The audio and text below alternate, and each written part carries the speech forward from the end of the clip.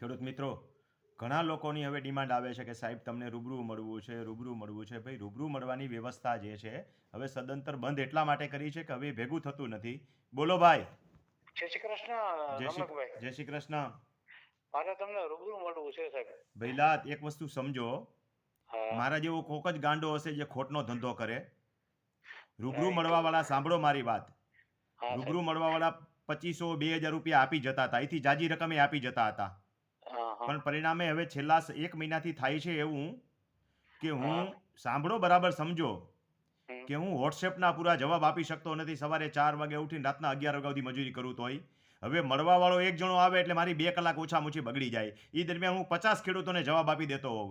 હવે એ વ્યવસ્થા મેં તાલીમ કેમ્પના આગલા દિવસે રાખી છે અને એમાં ખાલી 1,000 રૂપિયા વધારાના લે છે. એમાંથી અડધાથી વધારે રકમ તો ખર્ચામાં વહી જાય છે, તો 500 રૂપિયા ન બચે. છતાંય એ વ્યવસ્થા મેં નુકસાનીનો ધંધો કરીને શું કામ કરી છે કે મારી પાસે આખા મહિનામાં આવી રીતે દિવસો બગાડું એના કરતાં એક દિવસ બગાડી નાખું એટલે બધાનું કામ થઈ જાય.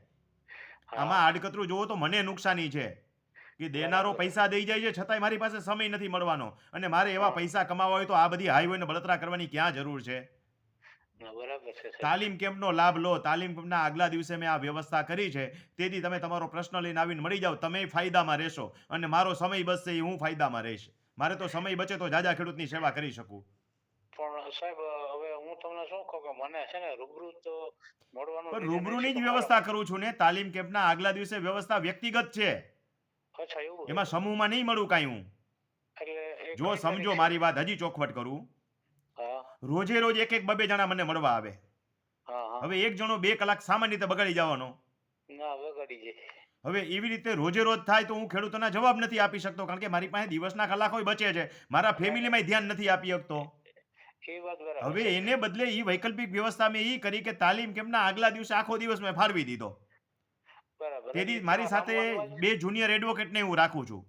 હા રોજે રોજ તો કાંઈ જુનિયર એડવોકેટ મારી હારે એ તો ધંધો કરે છે, બિચારા યંગ છે, કમાવું છે. મારી જેમ કાંઈ નિવૃત્ત થઈને પટલાઈ કરવા થોડા બેઠા છે. આ બધી પટલાઈ ના. કહેવાય. અગાઉ આપણા મારા બાપ દાદાએ કરતા, મેં પાછો વારસામાં લીધું, ત્રીજી પેઢીએ પટલાઈ. અમારે એવું ગામમાં છે. ડેલી હતી, જેમ દરબારને ડેલી હોય ને એમ મારી જોયેલી છે. એ ડેલીએ બેહીને અમારા પરદાદા દાદા એ પટલાઈ કરતા. હવે મેં ચાલુ કરી આ પટલાઈ કરવાની. પણ ઓલા યુવાન એડવોકેટ ના જે ના મારી હારે બેહે છે એ બિચારા થોડી આવી પટલાઈ કરવા આવી શકે. ના કોટડીયા સાહેબ એવું નથી. એટલે મારી સાંભળો, આગળ એવું એ તો વ્યવસ્થા મેં તાલીમ કેમ્પના આગલા દિવસે રાખી છે. એનો લાભ લેવામાં તમને ક્યાં તકલીફ છે? કઈ એટલે કઈ તારીખ છે? આ વખતે જાન્યુઆરી મહિનો ફૂલ છે, હા ફેબ્રુઆરી મહિનાની 13 તારીખે છે. છતાં ઇમરજન્સી હોય તો જાન્યુઆરી મહિનામાં આજથી અઠવાડિયા પછી લઈ લઈશ. બે ઓપ્શન તમને ખુલ્લા રાખો. હાલો. હા તો મને સાહેબ મારું ખરેખર એમરજન્સી જેવું હા, છે. તો વોટ્સએપમાં નાખી દઉં તમને ડિટેલ બધી. તાલીમ કેમ્પના હા આગલા દિવસે લાભ લો એ. હા, એમ નહીં મને પર્સનલ નહીં મળી શકે અરે તમારા કઈ. પર્સનલ જ છે ભગવાન. તેથી હા હું હા વ્યક્તિગત જ મળીશ. મારી સાથે 2 જુનિયર એડવોકેટ બેઠા હશે, જેથી હા ફાઇલ હા જોવામાં ઝડપ થાય. હા હા વ્યક્તિગત હશે, તેથી 15 જણા હશે તો 15 જણા જાહેરમાં નહીં ભેગા કરું કાંઈ હું. હા બરાબર. એક બાર બેસે બધાને, હું એક રૂમમાં અલગ બેહીશ. આ 3 એડવોકેટ ને એક તમે લઈને. હા તો મને છે ને. અને એ એડવોકેટ મને એક જણાની ફાઇલ જોવા, એમાં રિપોર્ટ લખતો જાય, એક મને દેતો હા જાય, બીજો હું કહેતો જાવ, ઈ લખી દેતો જાય, અને તમે સાંભળતા જાઓ. આવી તો વ્યવસ્થિત મને વ્યવસ્થા છે જેથી કરીને મારો સમય બચે. ઓલી 2 કલાક જાય છે, આ 15-20 મિનિટ, અડધા કલાકમાં કામ થઈ જાય. એટલે મને એડ્રેસ આપી દો ને. એડ્રેસ કાંઈ આપવાનું થતું નથી, બધું વોટ્સએપમાં જ લખું છું ને વોટ્સએપથી તમારે રજીસ્ટ્રેશન એમાંથી જ કરાવવાનું રે. બધી ડિટેલ નાખું છું. હા હા તમે ખાલી વોટ્સએપમાં તમારું નામ અને અટક લખી નાખો. હા હા અને એ વ્યક્તિગત સુવિધા જ છે, સમજી લો. રોજે રોજ મારો દિવસ ન ભાંગે હા હા. એટલા માટે તાલીમ કેમ્પના દિવસે આ વ્યવસ્થા રાખી છે. સમજાઈ ગયું બરાબર? સાહેબ જો ખરેખર મને એકલા તમે મળો ને અરે પર્સનલી એકલા જ છે મારા વાલા. મારી ઘરવાળીને એકલો બાયણું બંધ કરીને મળી એમ તને મળીશ પછી? મારો મારી પ્રશ્ન. ઘરવાળીને રાતે બાયણું બંધ કરીને કેમ મળું?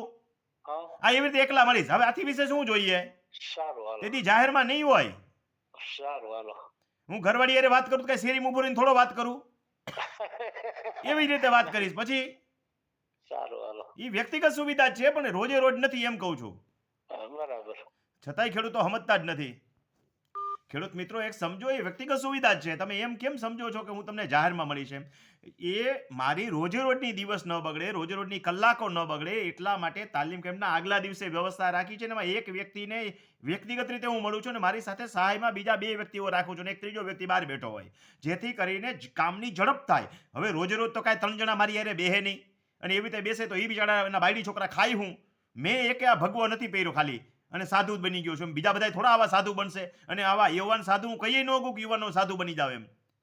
તો તાલીમ કેમ્પની અંદર જે વ્યવસ્થા રાખી છે, વ્યક્તિગત મળવાની જ વ્યવસ્થા રાખી છે, એને બરાબર સમજો. છતાંય ખેડૂતો અપેક્ષા રાખ્યા જ રાખે ને આગ્રહ રાખ્યા રાખે, સાહેબ તમે મને વ્યક્તિગત મળો, તમે મને વ્યક્તિગત મળો. ભાઈ આ વ્યક્તિગત મળવાની સુવિધા છે. ન સમજાય તો ફોન 2 વખત સાંભળી લેજો.